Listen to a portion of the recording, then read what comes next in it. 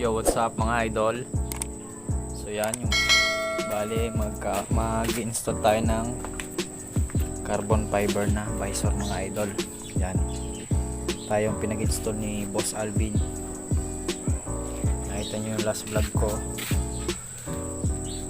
Pinicture ko sa inyo yung mga naka-install dito sa rider niyang pogi. Yan mga idol. So yan mga idol, mag-install na tayo ng ito, papakita ko muna sa inyo mga idol yung carbon na visor mga idol. Yan o, tignan nyo yung ano, yan o, yung style ng carbon nya mga idol.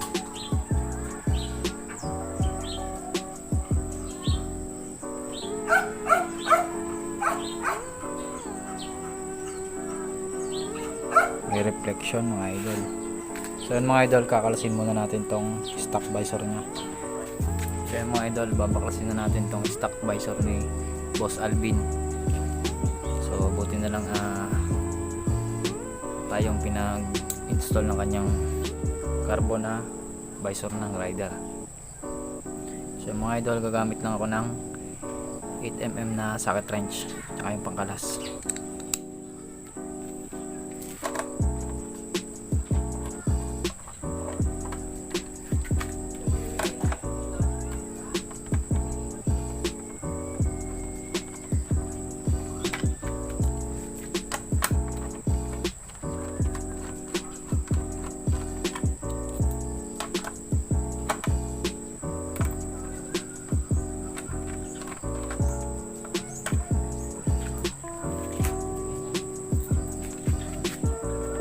So mga idol, nalis na natin yung stock visor ng rider mga idol, rider ni Boss Alvin. Yan. So install na natin yung kanyang bagong visor na fiber lodi.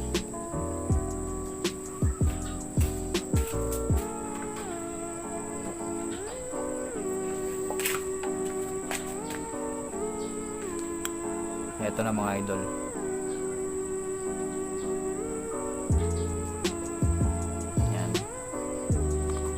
Napakaangas ng kanyang dito, tabas, para siyang ano ng dragon. Bagay na bagay sa mga rider natin mga idol. Yan o. So install ko na mga idol.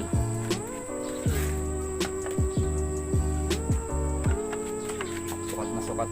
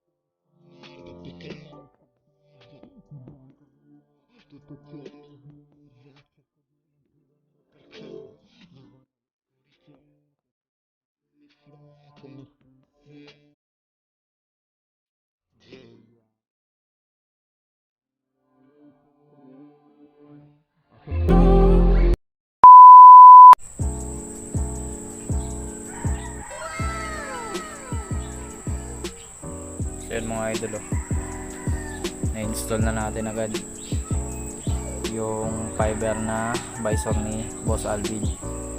So yun tignan nyo na lang yung forma ng kanyang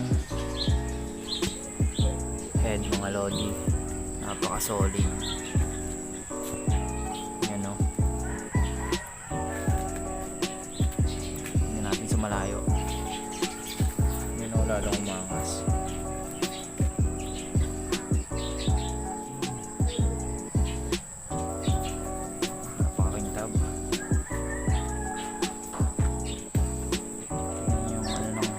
Headlight niya mga lodi,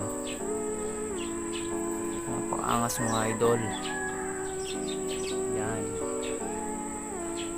So yung mga idol, yung mga gusto mag-avail ng visor ng rider mga idol, yung carbon, ilalagay ko na lang yung link sa description box, tapos i-click nyo na lang.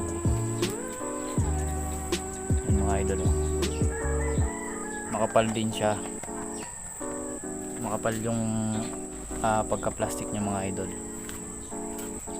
Pitigin natin, carbon lodi.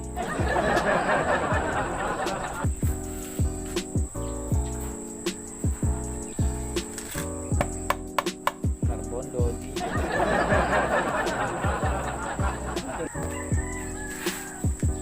Walk around. Yun pangas.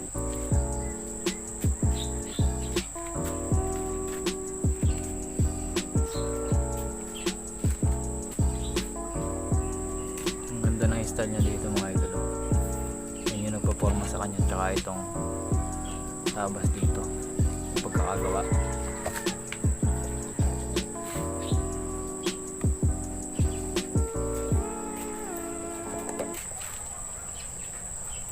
So yun mga idol, hanggang dito na lang ulit yung video natin about sa project street bike ni Boss Alvin. So yun mga idol, salamat sa panonood, and please like, share, subscribe mga idol. So yun, see you on my next vlog mga idol.